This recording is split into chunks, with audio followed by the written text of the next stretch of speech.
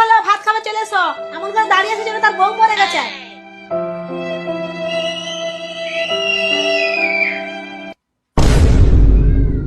আরে এ তো মোনা বৌদি।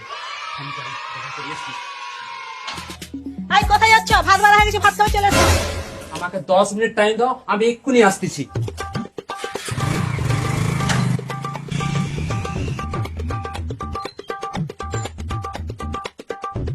কি হয়েছে তোমার? এই কদিন আমার সঙ্গে দেখা করোনি, কথা বলোনি।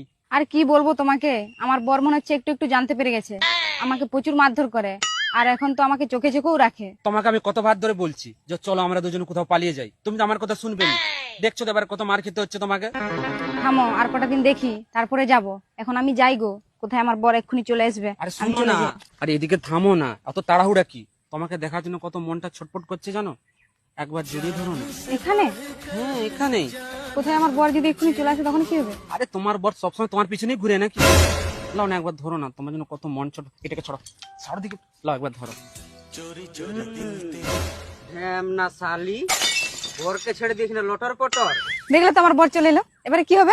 তুই শালা হারাম জাদা, তোর জন্য মোর ঘরে অশান্তি। আরে ছেড়ে দাও, আরে ছেড়ে দাও না, ছেড়ে দাও, ছেড়ে দাও। তুই শালি চুপ কর, তোকে তো ঘরে যেয়ে দেখতেছি। এর আগে 12টা বাজাই, তারপরে তোকে দেখি।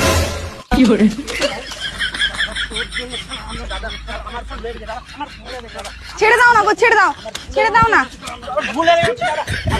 ছেড়ে দাও, ছেড়ে দাও, ছেড়ে দাও না। এই,